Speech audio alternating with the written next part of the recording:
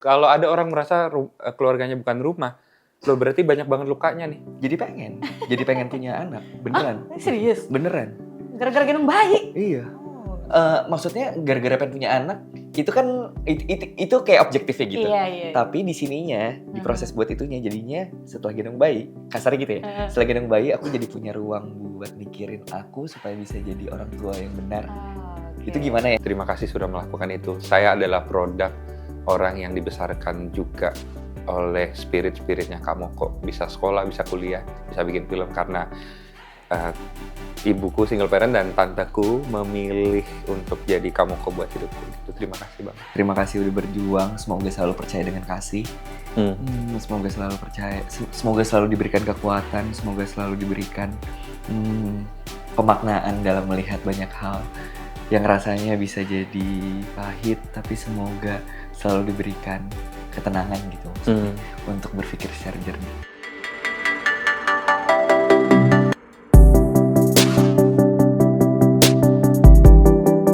Kompas.com, ketemu lagi sama Ira Gita Sembiring di sini dalam acara Hype Talk. Dan hari ini aku spesial banget ditemenin sama cowok-cowok ganteng yang filmnya kemarin heboh diomongin di JAV gitu ya. Di sini sudah ada ada pemain dan juga sutradara film Satu Kakak Tujuh Ponakan. Boleh tepuk tangan semuanya. Di sini sudah ada sang pemeran utama, ada Chiko Kurniawan. Halo. Boleh salam-salam di situ kali ya? Halo. Ini saya masuk ya, saya di kamera kamu. Dan sang sutradara yang kemarin filmnya sangat mendapat apresiasi dari Festival Film Indonesia, ada Yandi Laure. Iya, halo. Mantap. Oh Yandi, aku manggil Koko nggak apa-apa ya, izin ya? Boleh Ya. Soalnya kan kalau Ko Ernest nggak mau dipanggil Koko dia, jadi aku harus izin dulu. Kalau Ernest Prakasa bukan Koko, yang lain tuh apa? Ernest tuh bukan Koko. Iya. Gila. Nah, sekarang kita mau ngomongin soal film Satu Kakak Tujuh Ponakan. Ini sebelumnya udah heboh banget, Mas Yandi. Udah beda lagi. Gak apa-apa ya. Nggak apa-apa ya? Aja mendingan. Kan saya tuan rumahnya. Ini kalau terdesak kancem. Enggak. Aku sudah jinak. Oke, ini kan film diangkat dari yang pernah ada serial dari tahun 90-an ya? Betul. 90 bener ya? Iya. Oke, kan aku belum lahir ya. Jadi karena aku tidak tahu. Mungkin bisa diceritain kenapa akhirnya mau bikin film dari serial yang udah ada di tahun 90-an? Pertama kali dengar Satu Kakak Tujuh Ponakan sejujurnya dari teman karena Oke. saya udah lahir di masa itu tapi kayaknya masih balita. Oke. Jadi kayak masih 4-5 tahun mungkin waktu dia lagi heboh. Dengar kemudian coba nonton sinetronnya, ya dikejutkan lagi sih dengan apa yang Mas Wendo dulu pernah buat gitu. Oke. Membicarakan tentang bagaimana dalam keluarga yang kayaknya banyak ya keluarga Indonesia yang begitu. Maksudnya satu rumah isinya rame, tidak sekedar bapak ibu anak-anak gitu, tapi bisa dari mana-mana. Dan kadang-kadang yang jadi yang jadi tulang punggung bisa tidak harus bapak gitu, bisa siapa aja yang mungkin jadi Kak Moko. Iya. Dan melihat familiarity masalah itu dan pesan yang lagi mau dibahas, kayaknya ngerasa penting bahwa kalau cerita ini diangkat kembali dalam bentuk film. Oke. Tapi ini kan karyanya Mas Arswendo. Sebelumnya juga pernah garap juga Mas. Betul. Garap Keluarga Cemara, karyanya Mas Arswendo. Maksudnya memang ada kedekatan tersendiri nggak sih ini sama karya-karyanya Mas Arswendo atau seperti apa? Atau memang udah klik aja gitu tentang keluarga, pokoknya yang di Lawrence banget gitu? Nggak tahu, mungkin rasanya kebetulan, tapi karena udah 2 kali rasanya ya yang pertama juga rasa beruntung sih. Boleh dipercayakan menceritakan ulang apa yang Mas Wendo pernah ceritakan gitu. Tapi nggak ada intensi pengen deket-deket dengan karya Mas Wendo. Meski setelah baca rasanya pengen deket terus. Iya. Gitu. Karena ini berarti kesempatan kedua ya Yang berarti datang, ya yes. untuk Ya, ini kan mengangkat tentang tulang punggung keluarga, ya kan? Ini pada pertanyaan relate gak sama hostnya? Tentu saja dong relate. Saya kan tulang punggung juga. Ada pertanyaan ini produsernya emang suka bercanda. Nah, aku mau nanya sama Chiko di sini berperan sebagai Moko. sang tulang Ender punggung Moko. ya kamu ya? Iya. Oke, mau nggak jadi tulang rusuk? Kalau beda-beda. Tulang punggung keluarga. Ceritain dong, nih karakternya si Moko nih seperti apa sih di film ini? Diceritain ya? Mungkin aku deskripsiin pakai satu Satu kalimat aja kali ya supaya nggak spoiler. Boleh. Intinya adalah seorang kakak yang ingin memperjuangkan keluarganya dengan cara apapun. Dengan cara yang kadang-kadang mungkin bisa jadi sesuatu yang bisa bukan menghancurkan, bisa bikin dia jadi bukannya develop ke better malah enggak gitu. Oke. Apa mental breakdown gitu enggak ya? Kalau Nonton bahasa aja. gitu. Langsung gitu, nonton saja. Tapi kalau dari kamu sendiri punya kedekatan apa ya? Personal nggak dengan si Moko ini sebagai kakak gitu ya, sebagai tulang punggung, sebagai yang seperti yang nanti akan kita tonton gitu ya. Kalau dari kamu sendiri waktu baca gitu gimana tuh, cukup relate nggak sama karakternya? Relate-nya mungkin bukan kayak hidupnya Moko ada kemiripannya gitu.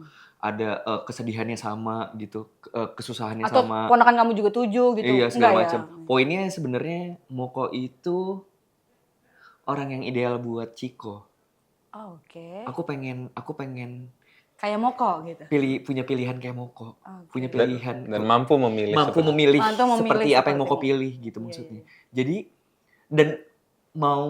dan bisa ngerti kenapa Moko ke titik itu. Kadang tapi walaupun aku ngerti sesuatu gitu, belum tentu aku Bisa bisa sedewasa itu implementasiin gitu ya? ya Oke. gitu. Nah, Moko tuh bener-bener bisa begitu gitu. Jadi kalau misalnya ditanya relatingnya, aku di belakang kepala aku tuh aku selalu ingin melakukan apa yang Moko lakukan gitu. Jadi seneng banget pas dapet ini, terus bisa experience itu sama semua keponakan. Jadi kayak seneng. Oke. Ini risetnya gimana? Beda lagi ya, nggak apa-apa. Saya emang agak labil ya, biasa Gen Z. Kalau Ko Yandi, risetnya gimana? Kok ini kan sebelumnya udah ada di tahun 90-an. Mungkin generasinya aku nggak tahu ya jauh apa enggak gitu gapnya. Dengan penonton yang nanti akan jadi sasaran ya gitu. Tapi kayaknya masih sih. Maksud aku ada riset-riset khusus nggak sih? Atau ada apa yang diubah? Apa yang dipertahankan dari yang sebelumnya sama yang di filmnya? Saya selalu percaya alasan kita membuat film karena kita merasa ada hal yang cukup penting kita mau bicarakan itu sekarang gitu. Jadi ada urgency tapi juga ada prioritas gitu. Itu kenapa kita pilih membuat film ini. Kemarin juga sempat ngobrol-ngobrol, mungkin IP Keluarga Cemara jauh lebih populer kan. Iya. Maksudnya bahkan bisa jadi nama beberapa WhatsApp grup keluarga Iya, gitu. betul. Tapi kayaknya nggak ada WhatsApp grup satu kakak 7 ponakan gitu. Itu yang mungkin titik temu PH yang saya jalankan bersama Mita, Cerita Films, dan bersama Pak Laves Mandela, sepakat untuk kita bisa milih satu kakak 7 ponakan ini. Alasan orang bikin film dari IP kan sebenarnya gara-gara familiarity-nya sudah ada. Kenapa tiap 10 tahun pasti ada satu film Spider-Man? Iya. Karena marketingnya udah lebih murah setengah. Orang semua udah tahu Spider-Man gitu. Jadi dari sisi bisnis benar begitu, tapi satu kakak cukup unik gitu. Sebenarnya tidak cukup banyak orang yang tahu, tapi kita melihat bahwa isunya benar-benar penting gitu. Jadi kalau tadi pertanyaan apa yang mau di-adjust gitu, tentu saja kemudian yang di-adjust adalah ketika zamannya udah berubah, tantangannya juga berubah, persepsi orang berubah. Tapi kalau core atau value utama dari satu kakak 7 ponakan tahun 90-an itu kita bawa ke zaman sekarang, kita uji apakah persepsi mendiang Mas Wendo melihat persoalan ini kalau di-apply ke era sekarang itu masih works atau enggak ya? Oke. Gitu. Masih relevan atau enggak gitu ya? Iya, masih sebuah jalan keluar enggak? Gitu. Nah, jawabannya ada di filmnya. Oke, siap. Aku kayak lagi diajak nonton nih. Tapi memilih Chiko Kurniawan sebagai Moko gitu ya. Ini Ko Yandi sendiri yang milih atau gimana? Proses atau ada debat kusir dulu nih, siapa nih kira-kira gitu ya? Ko Ernest ya. Loh, kok jadi Ko Ernest? Ada kok tuh kayak ke Bang Ernest. Oh gitu. Lanjut. Sorry. Bagaimana memilih Chiko? Dia pakai joki waktu itu. Oh gitu. Oh bisa ya? Screen test, ketemu ngobrol. Oke. Tapi lebih banyak memang ngobrolnya buat kenal. Dan udah suka Chiko lumayan, mau bilang dari lama enggak juga, karena pas saya tanya, kamu acting kapan? 13 tahun. Saya nggak lihat lagi 13 tahun acting kan. Gitu, jadi nggak lama-lama banget gitu. Tapi nggak tahu ya, ada impresi kayak Chiko tuh di banyak film, banyak series yang dia main, kalau dia inner thought kalau dia lagi diem dan berpikir tuh kayak nanggung banyak beban dan kita percaya gitu. Hidup kamu banyak beban nih, Ciko. Atau Intinya apa? muka saya kesian. Mukanya kasihan gitu. Saya curiga Ciko lahir tuh nggak nangis tapi sedih aja. Oh gitu. Itu bentuk muka saya sedih yang turun. aja, sedih aja gitu. Kayak. Lucu lagi. Maksudnya berasa, tapi setelah kenal, nggak apa-apa spoiler dikit ya. Ya Ciko tuh memang pikirannya tuh cepat sekali. Banyak. Makanya kalau nanti udah nyaman tuh ngobrolnya bisa cepet banget.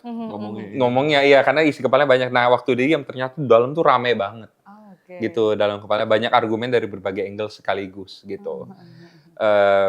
Nah itu kayaknya yang bikin Ciko tuh kalau lagi diem tuh banyak pikiran. Nah somehow itu rasanya paling dekat mewakili Moko. Pertama-tama tuh itu, karena belum ketemu.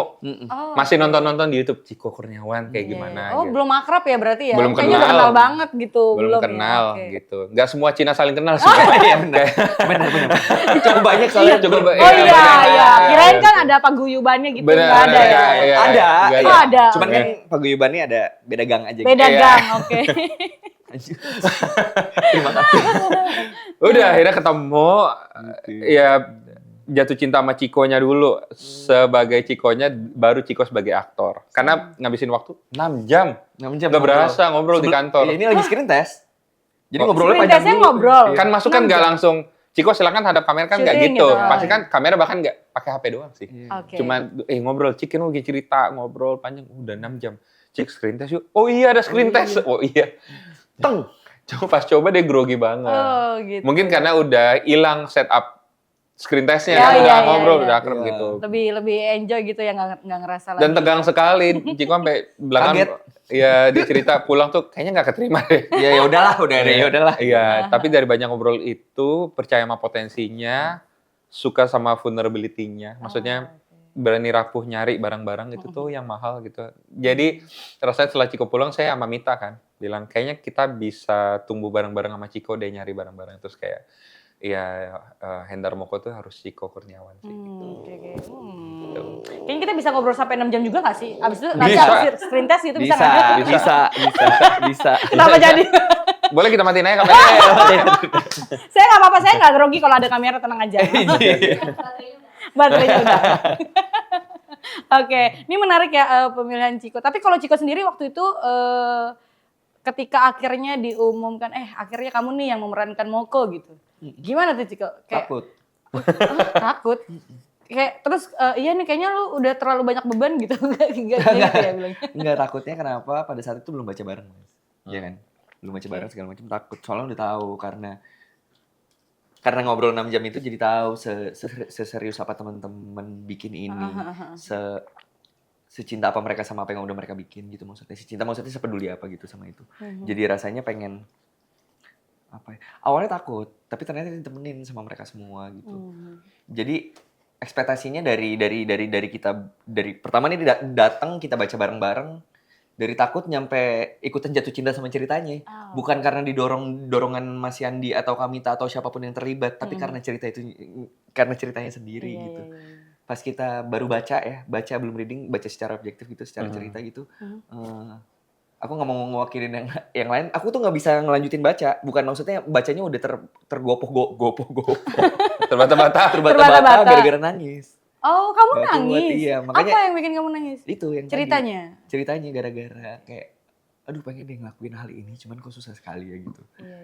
Jadi bukan sedih di lirik Betul. menyayat gitu, tapi kayak apa ya? Iya kayak, ya bener kayak ngasih ruang.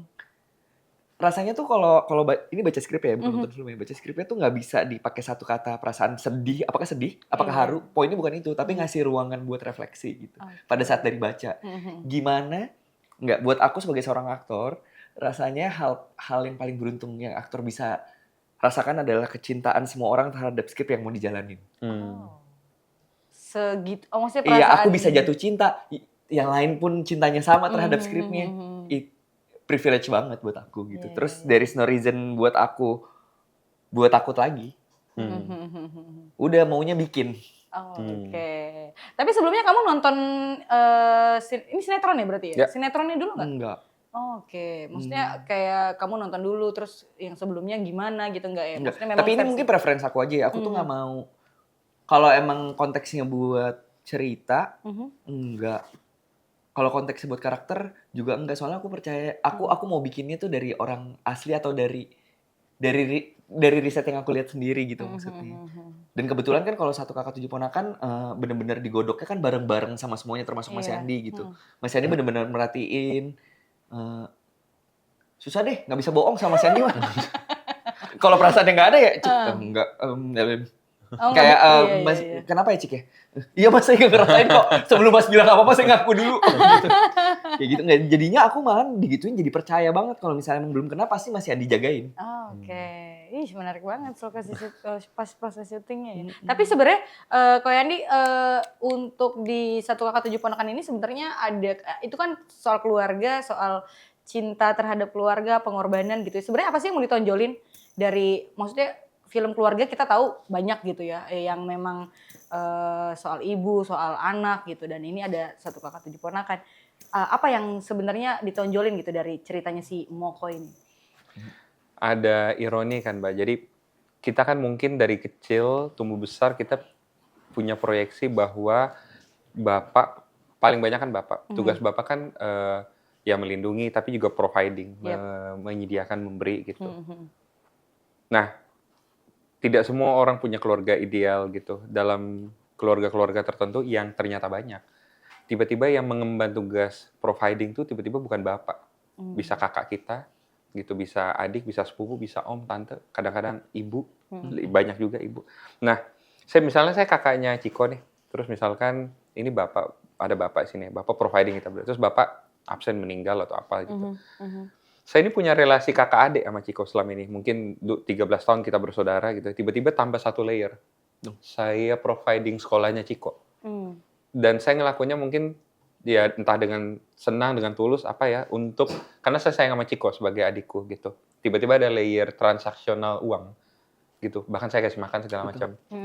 Tujuannya karena relasi sebelumnya kan kakak adik sayang nih. Iya. Dan karena saking sayangnya mau tambah satu layer lagi. Yaitu providing itu kan.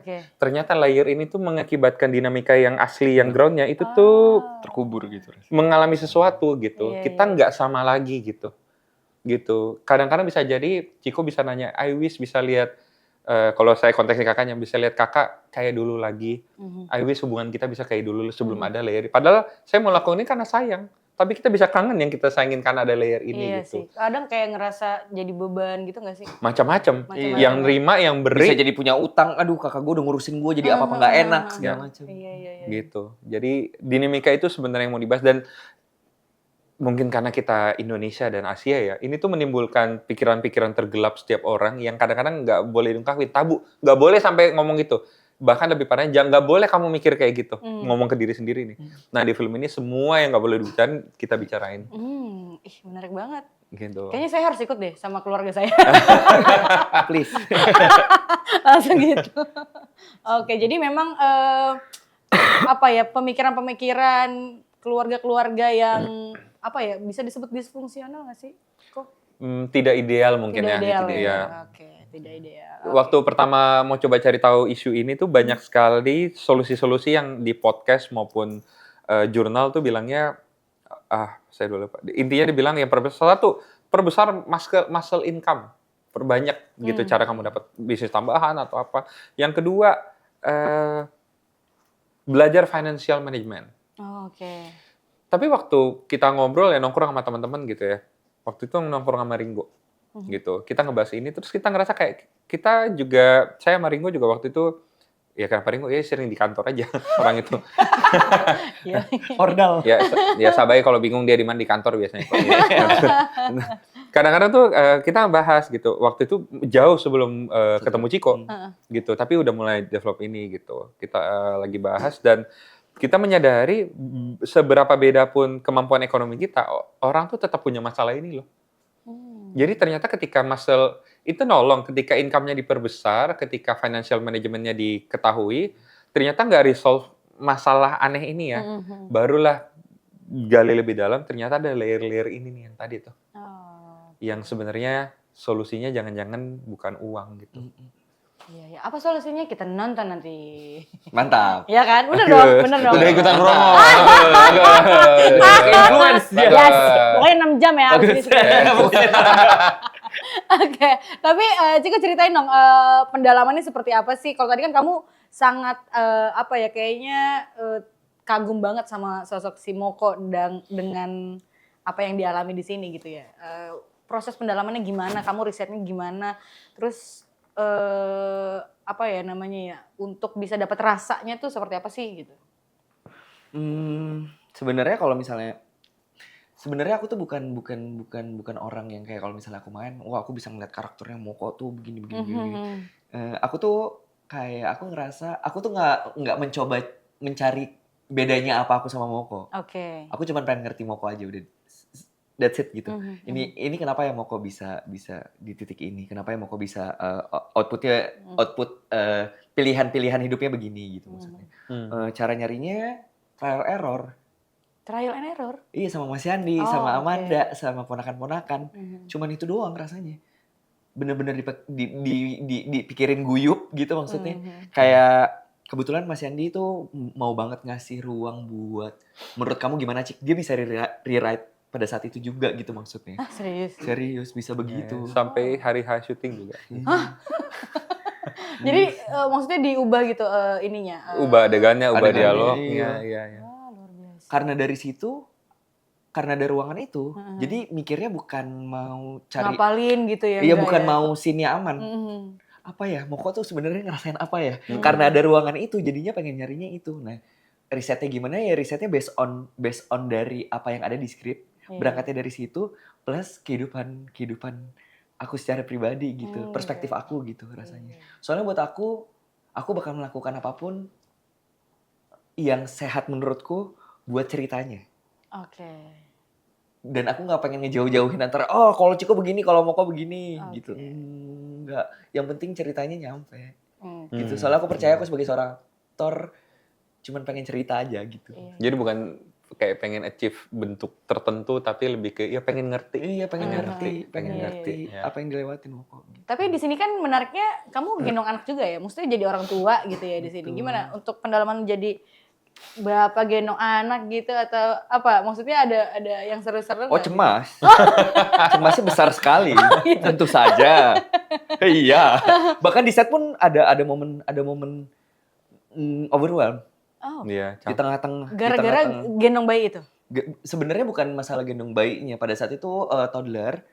Tapi kan nggak salah bayinya. Nggak salah toddlernya ya. Akunya belum siap.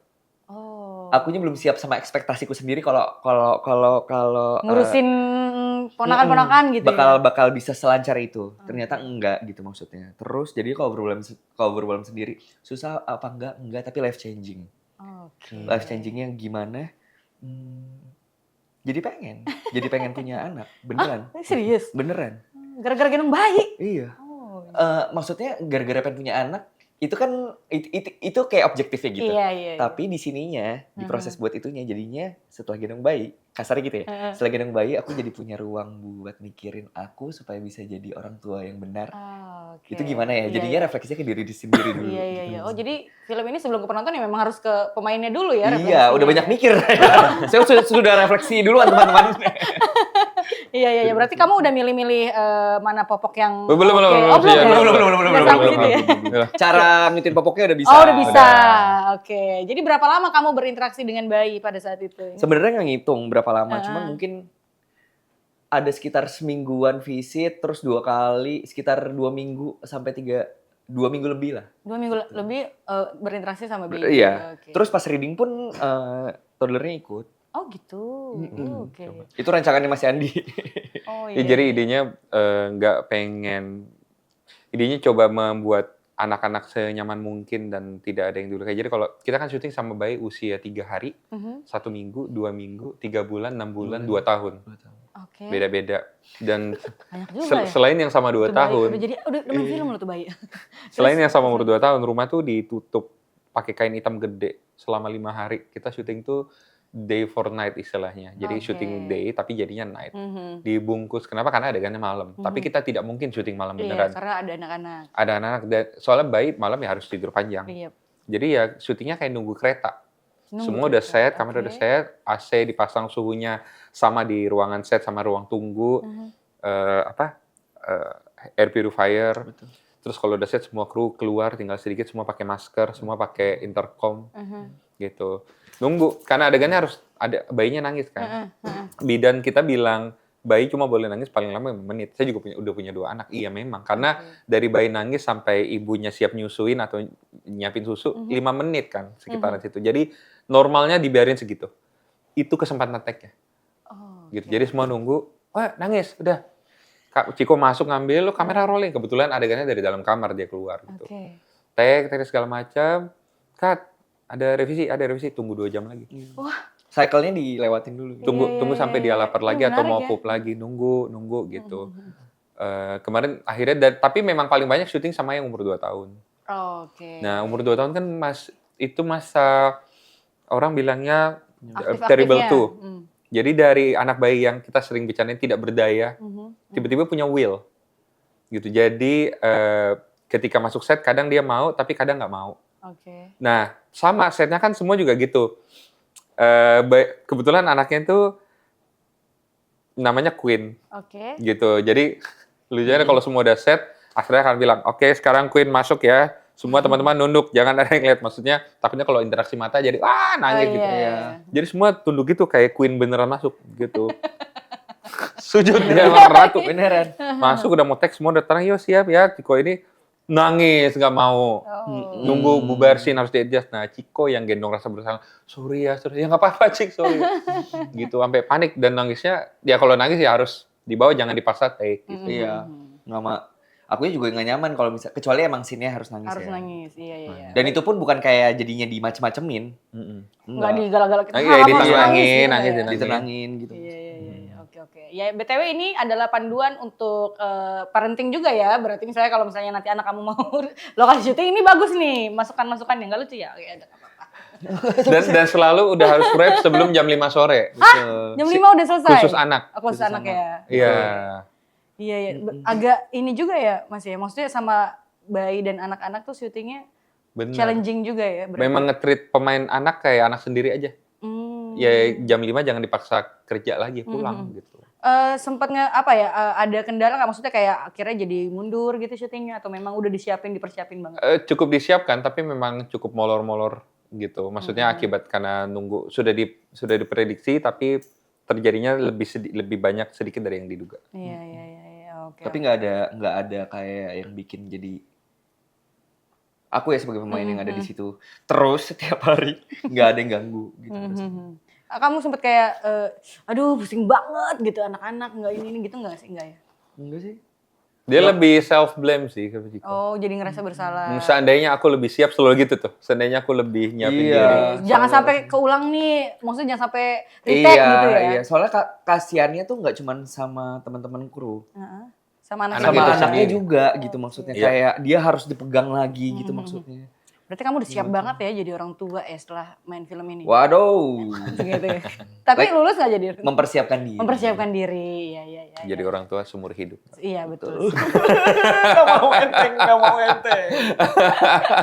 Ya abis ini kita mau ngomongin child free. Enggak ya?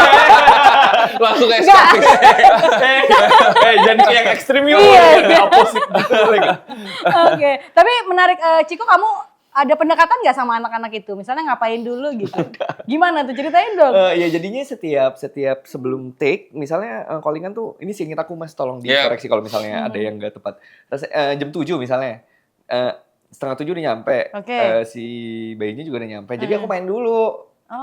Main dulu sebelum ke satu. Gitu. Iya, enggak main sama. Pertama tuh bukan gendong. Pertama tuh supaya dia kenal dulu gitu ya. Kan kalau kenalan udah di prep ya kan. Ini supaya mau sama aku, nyaman sama aku. Sementara kan kalau misalnya ada papa mamanya dan nggak salah, ya pasti kan nempelnya sama papa mamanya. Nah ini gimana ngebangun percayanya aja dulu. Bisa aja nih udah di tengah nih. Jadi ini tempat tunggunya. Ini ruangan yang berbeda ya. Ini tempat tunggu, ini set. Iya. Udah nyampe sini, belum mau, balik lagi aku. Mau kamera roll, tidak mau. Balik lagi. Ya udah dulu. Aduh gimana ya, mikir gitu. Kan Mas Andi selalu ada plan B kan? Iya. Nah aku tuh selalu punya kayak isi kepala aku tuh gimana supaya plan B-nya nggak kepake supaya bisa tetap plan A gitu. Soalnya rasanya kalau misalnya di pagi ini lancar, kedepannya tuh suka kayak anaknya tuh Terusan. bagus terus. Iya, Ya. oke. Gitu. Dan jadi Iya, gitu. iya. Mungkin nanti produser-produser kalau mau bikin film tentang anak atau sama anak-anak langsung aja ke Mas Yandi Mas udah Yandi. pengalaman ya. Tapi pemainnya harus Ciko. Terima kasih. Iya, udah berpengalaman juga. Benar, 7 benar. lagi ya kan penangannya. Tujuh. Film action sama film ada bayi. Campur ya, action tapi gendong bayi, Cik. Iya, actionnya itu. Oke, tapi Ciko, kamu sempat kepikiran nggak ini kan ceritanya si Moko ini dia memang belum jadi orang tua tapi udah jadi orang tua sendiri lagi ya kan? Iya nggak sih? Bener ya? Betul. Sendiri. Nah, kalau kamu sempat kepikiran nggak sih kayak gimana ya jadi orang tua tunggal gitu? Sempat ngebayangin itu nggak sih waktu mungkin pendalaman atau ya refleksi itu sendiri gitu waktu kamu memerankan ini? Enggak. Nggak pernah ya? Ya. Enggak. Soalnya rasanya pada saat knowing Moko gitu rasanya Moko nggak pernah mikir kayak aduh gue harus ngurusin ponakan-ponakan gue sendirian. Poinnya bukan masalah sendirian Iya, nih. iya. Gimana bisa menuhin kebutuhan ponakan-ponakan. Oke, tanggung jawab kamu terhadap mereka gitu ya. Jadi kalau misalnya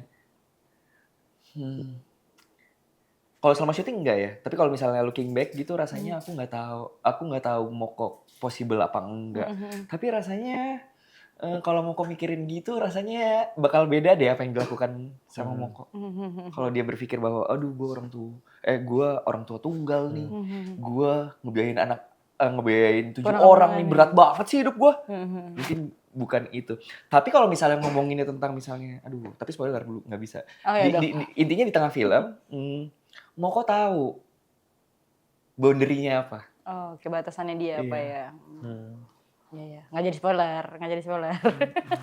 Tapi ada tambahan nggak dari Mas Yandi? Mas lagi tadi Koko Mas, ya udah nggak apa-apa. Jadi menurut abang, ini tuh Oh, jadi udah Medan sekarang gue. ganti aja terus.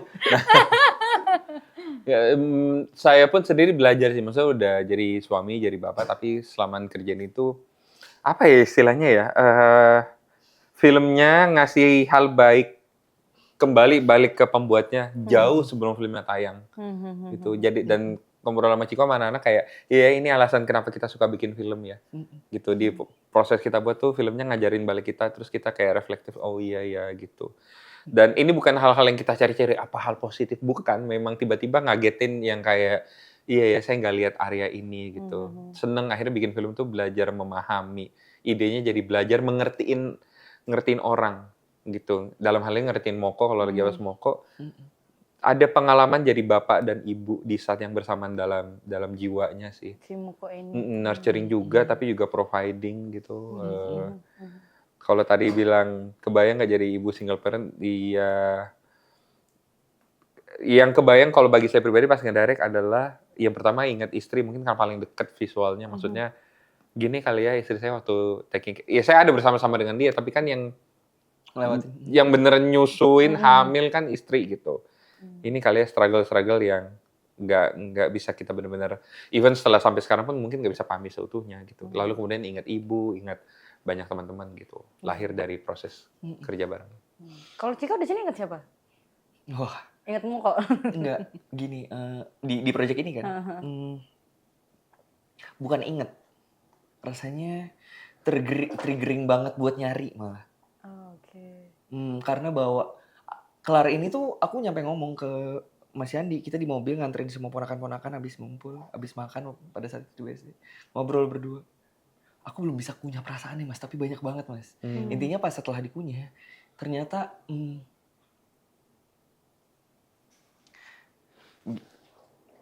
rapihnya adalah ternyata aku punya banyak banget ruangan untuk aku develop ke arah yang lebih baik ya. Ternyata ya, perasaannya tuh kayak gitu ya.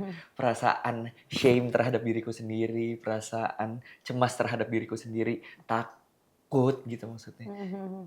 Yang itu tadinya itu jadi fuel gitu maksudnya, bukannya jadi ini aura negatif gua buang, enggak. Itu fuel yang baik pada saat bisa dinavigate gitu. Iya. Ini jadi sebenarnya kamu main film apa kelas psikolog ya? Iya. No, iya, that's why makanya pada saat ini ngerti satu orang doang kan. Oke, benar-benar. Nah, Mencoba buat ngerti doang kan. Iya. ini karakternya 11 lebih.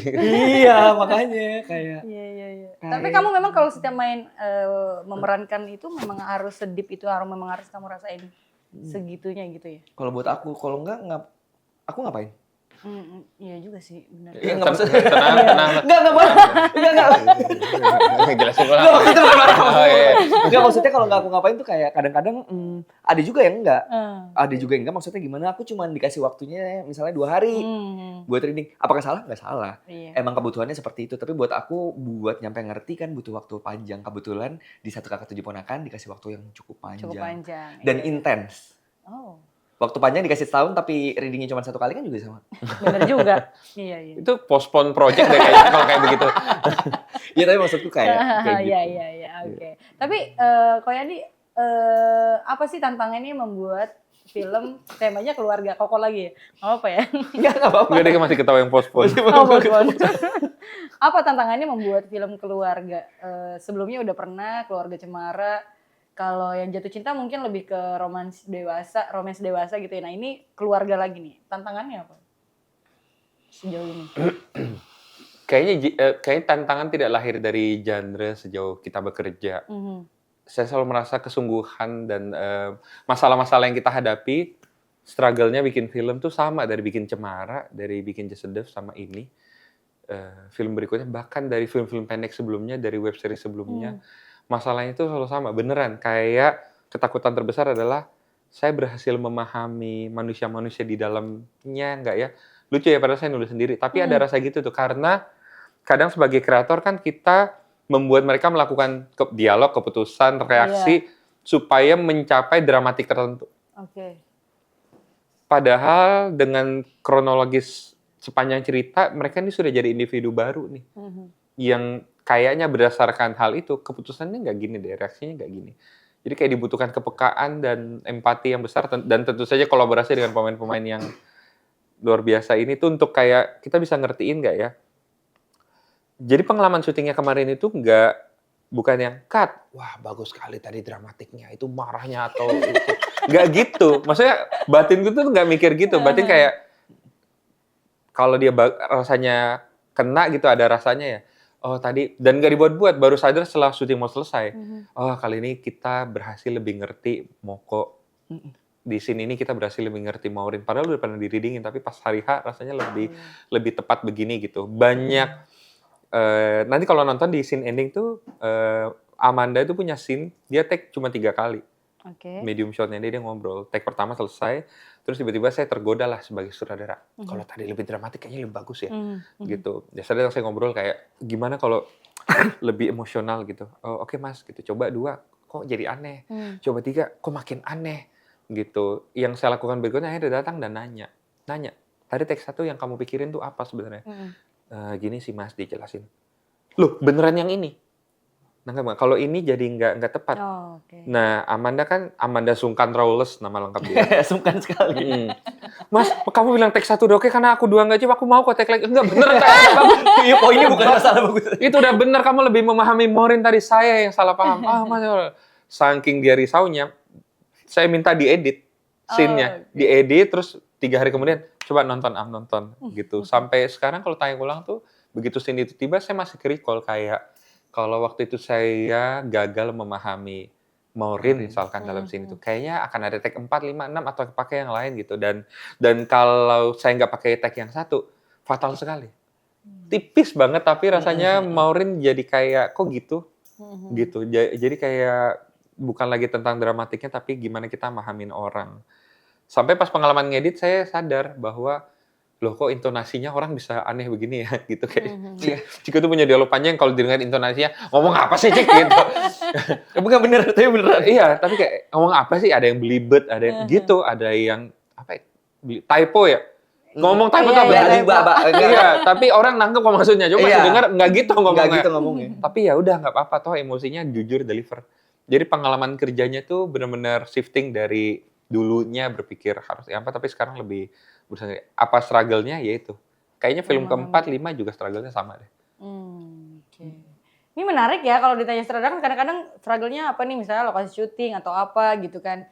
Budget nggak mungkin ya, atau pemainnya gitu misalnya. Ini lebih ke merefleksi diri, mengenal ininya. Kayaknya aku udah kelas skenario berapa menit gitu ya Mas ya tadi ya. Oke, tapi ini ini pertanyaan yang harus wajib karena ini temanya tentang keluarga gitu ya. Ada pertanyaan, apa sih arti keluarga buat kalian? Harta yang paling berharga adalah bukan gitu ya. Semua. Sorry. Sorry. Buat Ciko dulu deh. Dengan setelah apa ya, kamu sudah belajar mengerti tentang Moko dan segala konflik dalam kehidupannya, ada nggak pandangan atau POV tentang keluarga yang kamu dapat atau yang akhirnya kamu iniin gitu? Keluarga itu di rumah aja, Cik. Iya.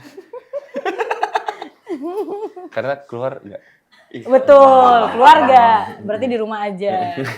Aduh, jokes Mohon maaf, bisa bapak-bapak. Berarti maksudnya adalah keluarga itu bingung kan? Ragu. Keluarga, oh iya. Keluarga ya. Oh, benar. Oke, gitu. Jokesnya bapak-bapak banget tapi oke nggak apa-apa. Mohon maaf bisa diedit kalau nggak ya sama program. Saya seorang bapak. Apa juga. Natural. Dan tak tertahankan. Sorry. Kadang intrusive thought tuh menang ya dari Iya, terkontrol. betul. Nggak tidak ada kompetisi di dalamnya. Dia bahkan nggak perlu bersaing. Betul. Iya, keluarga itu. Keluarga itu tuh beneran buat aku tempat istirahat. Tapi tumbuh lagi. Yang awalnya dari tempat istirahat jadi tempat tumbuh. Istirahat tuh maksudnya gimana? Apakah tiduran doang? Apakah bisa pulang kerja capek di rumah? Gitu. Kadang-kadang rumah tuh bukan jadi tempat istirahat juga gitu. Kadang-kadang bisa jadi tempat pulang-pulang banyak tanggung jawab, misal kayak gitu. Tapi kalau buat aku malahan tempat istirahatnya tuh di rumah. Kenapa? Karena aku nggak harus mikir. Karena aku udah tahu tanggung jawabku apa. Udah nyampe di rumah, ketemu masalah tuh di rumah. Jadi buat aku pada saat aku mikirin masalah itu tuh tempat istirahat aku. Ah, gitu. Masalah kan harus kalau buat aku secara pribadi harus dihadepin. Dihadepinnya di rumah. Di luarnya harus dilakuin gitu maksudnya dari apapun yang ada di rumah. Rasanya jadinya bener-bener tempat istirahat dan tumbuh gitu maksudnya. Yang aku kalau di rumah misalnya sama mama nggak harus mikir banyak. Iya. Tapi selalu bisa punya ruangan buat mikir apa yang bisa dibetterin dari hubungan aku sama mama. Gitu. Menarik, luar biasa. Berarti aku tadi pengen ngomong lupa tapi ya udah nggak apa-apa, nanti diedit aja langsung aja ke iya, speechless saya kalau ngomongin mama. Jadi mama apa kabar? Gimana? Baik, itu kerja baik. Baik. Gimana? Kamu baik. Apa arti keluarga untuk Anda? Mama baik gak? Kamu baik. Baik. Tolong. Minta tolong. Kalau buat iya ya, harus dihadapin ya. Nggak boleh kabur ya. Nggak boleh kabur, alasan kerja. Iya. Kerja lapangan lagi, jadi kan namanya lebih nggak kedetek jam kantornya. Jamnya udah kelar, bingung ya nggak biasa pulang jam segini? Yakin nggak biasa, nggak mau apa pulang, biasa. gitu. Oh, bisa kita lanjutkan wawancara ini? Boleh. Jangan mentang-mentang saya tadi bilang 6 jam, kita ini. Tadi 2 kali loh Iya sih, dimentionnya. Tapi emang kalau ibu sama anak perempuan tuh konfliknya lebih Bener. Iya, benar. Kamu beneran baik-baik aja, mau minum dulu? Iya. Enggak, aman. Boleh minta tisu nggak? Oke, Koyadi, arti keluarga setelah mungkin membuat beberapa 2 film tentang keluarga, terus kayaknya kan ini banget gitu ya. Aku nggak tahu ya kalau Koyadi ngomong itu cerita tentang karya yang lagi dia garap tuh kayaknya sedekat itu gitu. Senempel itu kayaknya. Nah, tentang keluarga nih, siapa tahu kita bisa korek-korek ya kan, siapa tahu ada yang menangis di sini ya. Enggak juga ya. Semua demi rating. Konten. Tidak. Kompas.com tidak seperti itu, guys. Oh, enggak. Ya, guys. Oke. Tidak. Keluarga buat Yandi. Iya. Apa pertanyaannya? Keluarga, arti keluarga. Masih yang sama loh. Tadi arti ada keluarga. setupnya dekat-dekat terus ternyata pertanyaan yang sama. Tolong buat Yandi sendiri.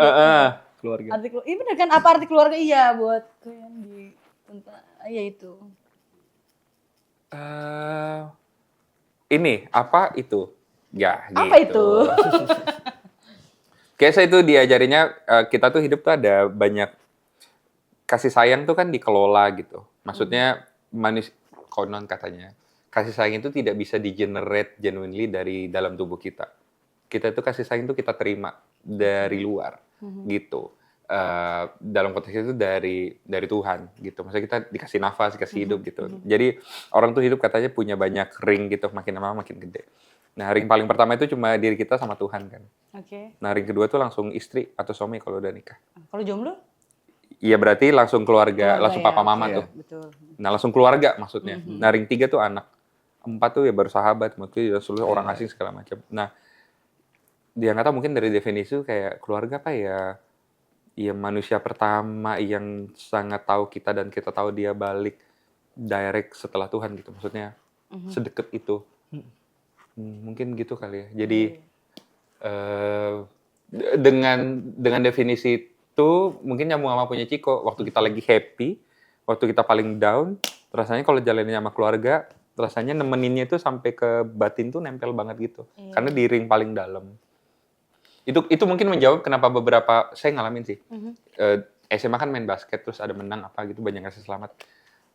Terus bapak udah meninggal waktu SMP. Tiba-tiba ada ngerasa kayak kalau diselamatin bapak kayaknya happy lebih banget. gitu ya. Terus kayak craving kayak mau gitu. Ada rasa gitu. Tapi sama bapak juga ya hubungannya nggak mau sampai bapak tuh bukan yang kamu adalah nggak gitu. Kayak ya bapak biasa aja gitu. Tapi ada kerinduan itu. Kemarin saya baru ketemu teman dari umur 4 tahun, 3 tahun ditinggal bapaknya. Tapi pas dia mau nikah, dia dianjurkan oleh ustadznya buat nyamperin. Bapaknya buat ngobrol dan bapaknya nangis rekonsiliasi dan bapaknya masih ada? Masih ada tapi ninggalin gitu. Terus pas ketemu tuh kayak ada yang lepas gitu dari dalam nangis-nangisan. Iya. Dan nikah terus enak plong lega gitu. Terus bingung kan nggak ada historinya gitu. Ya itu kali ya relasi dalam hidup itu mereka adalah manusia yang tangible, yang paling lekat sama batin kita gitu. Lepas dari apakah dia sangat baik atau bahkan hilang sekalipun nggak pernah muncul, dia tetap keluarga. Mungkin gitu kali. Iya. Tapi kalau misalnya kita lihat kan banyak juga di medsos sih atau dialami sama Gen Z atau umur-umur seperti saya ini gitu ya. Atau yang dialamin kamu mungkin. Enggak, maksudnya banyak orang gitu kadang justru mereka ngerasa ketika keluarga mereka sepertinya bukan rumah untuk mereka gitu. Itu fenomena itu apakah nanti akan bukan menjawab ya atau meluluhkan pemikiran itu dengan nonton film ini atau gimana? Niatnya bukan begitu sih kali ya. Niatnya bukan kayak pengen kayak dalam pertanyaan itu bahkan kalau ini agak kontroversi sih. Gimana tuh? Dalam pertanyaan skema kayak gitu, bahkan saya merasa lebih penting kehidupan orang ini dulu daripada film. Daripada film ya betul. Kayak film ntar dulu. Kalau ada orang merasa keluarganya bukan rumah, loh berarti banyak banget lukanya nih. Gitu. Abis ini kayak saya konseling kali ya. Apakah nonton film? Ya semoga ya, tapi kayak lantai ini lebih penting ntar dulu gitu. Karena kalau orang sampai bisa ngerasa keluargaku bukan rumah, lukanya banyak banget. Gitu, saling melukai di dalamnya gitu. Dan jadi susah mau ngomong dari manapun kayak coba wah itu udah nggak tega, udah lebih ke ya kalau ada waktu nonton ayo semoga dapat sesuatu tapi kalau enggak iya semoga bisa ketemu jalannya gimana bisa lihat keluarga seperti dulu lagi. Iya. Sama saya jadi didoain. Gitu. padahal baru mau ajak pokoknya yang di rumahnya lagi bermasalah silakan nonton ini gitu. Nggak bisa kayak gitu ya berarti ya? Nggak juga ya? Kita percaya hidup lebih besar dari film sih. Oke, luar biasa. Jadi kalau punya masalah di rumah ya semoga ketemu jalannya. Buat ketemu film ini. Iya.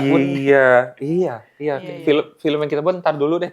Itu dulu gitu lebih penting. Enggak, karena aku dulu pernah berpikir kayak gitu. Jadi kayak waktu itu sama film Imperfect Awareness waktu itu, kayaknya kalau gue bawa nyokap gue kesini bisa kali ya gitu. Nyokap gue bisa sadar gitu. Ternyata tidak juga. Tetap aja suruh kurus gitu, suruh diet gitu. Oh jadi mama minta kurus? Iya, biar dapat jodoh gitu. Ya kan jadi saya yang cerita, jadi intinya gitu. Kita percaya ada juga kasus kayak dulu nonton apa ya, misalnya Just a Dove gitu. Setelah filmnya selesai tayang di JAV ada perempuan gitu, 35 something umurnya berdiri kasih testimoni nangis. Terus bilang udah 2 tahun suaminya meninggal. Terus teman-teman itu yang kayak, ayo kamu cari lagi dong gitu. Saya ngejelasin gak ada yang ngerti. Sampai saya nonton film ini akhirnya saya ngerasa ada yang ngertiin saya lewat film. Kita terharu sekali dan ngerasa ya ampun thank God ya kita tuh kerja bikin film sungguh-sungguh, tapi filmnya kemudian bisa terlibat dalam pergumulan batin orang yang kita nggak kenal. Terlibat aja kita udah senang. Ternyata bagi beberapa orang memberi jawaban gitu. Kalau tadi nyambung, ya kalau bisa jadi jawaban, kita terharu sekali dan bersyukur sekali yang kita kerjakan bisa jauh itu. Ya, tapi di saat yang sama juga kalau lagi ada situasi kayak gitu, ya apa ya? Kita mungkin cuma bilang tidak mudah jadi teman-teman yang ada dalam situasi itu sih. Paling gitu paling. Nggak tega untuk bilang, ayo nonton gitu. Iya sih, benar-benar. Iya. Semoga film ini bisa nemenin, tapi kalau nggak ditonton pun kayak bukan dengan kita berharap pengen. Iya, makanya kontroversi sekali. Iya, bener. Promosi macam apa? Jadi bingung. Iya, salah. Promosi macam. Tapi beneran hidup Iya, lebih penting. Iya, bener. Habis ini tuh publisher kayak jangan kirim mereka. Kayaknya salah. Jangan Manda aja. Manda. Enggak juga kan bilang hal yang sama, Mak. Bener. Atau bilang nanti di take down aja lah itu yang terakhir. Oke, boleh kasih tepuk tangan dulu sekali lagi. Terima kasih untuk Ciko dan Koyandi yang sudah mau ngobrol-ngobrol 1 kakak 7 ponakan gitu ya. Sukses filmnya, semoga banyak ditonton dan banyak. Amin. Ya mungkin kalau aku berharap ini mungkin lebih ini lagi gitu, banyak akhirnya mungkin keluarga-keluarga yang atau teman-teman yang sedang bermasalah gitu ya di rumah, mungkin ketika nonton ini bisa dapat sesuatu. Atau paling tidak memantik pembicaraan. Memantik pembicaraan. Hal-hal tabu, kesungkanan, pikiran-pikiran tergelap yang nggak pengen bahkan dipikirkan atau diungkapkan karena ada relasi yang unik gitu. Semoga filmnya bisa memantik pembicaraan setelah nonton. Iya sih, benar-benar. Mungkin pesan untuk para pejuang, mungkin yang nggak harus kakak ya. Siapapun itu di posisinya, entah itu single parent atau anak paling kecil ya kan, siapa tahu gitu. Pesan kepada mereka. Dari Kamu anak paling kecil, Mbak? Iya. Oke. Iya, aku anak terakhir. Apakah ini saya ke tempat untuk berpelukan?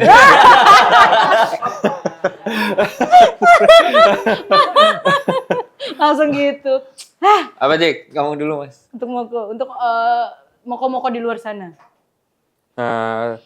Terima kasih sudah memilih buat jadi Kamoko, walaupun pilihannya kadang banyak dan punya 1001 alasan pembenaran yang kayaknya nggak akan ada juga orang yang mau bantah kalau teman-teman nggak milih pilihan jadi Moko, tapi tetap milih jadi Kamoko, gendong semua orang rumah, lahiriah batiniah.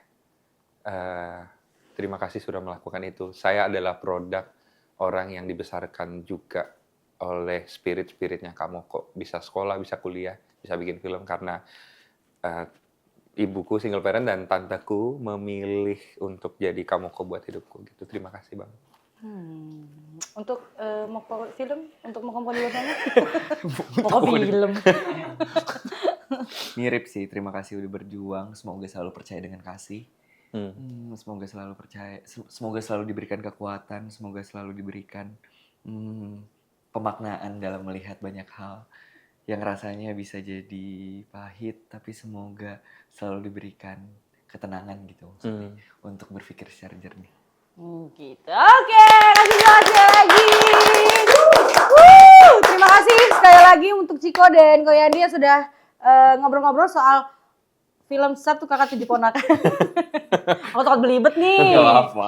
Kan yang penting tulus. Saya berarti. Ya, teman Ciko. Gak tadinya mau casual gitu. Oh, casual gitu ya. Cuma salah bulan. Ya. Kapan tayangnya? Bakal tayang 23 Januari 2025 di bioskop. Jangan lupa nonton ya. Bioskop kalau bisa 23-nya langsung nonton.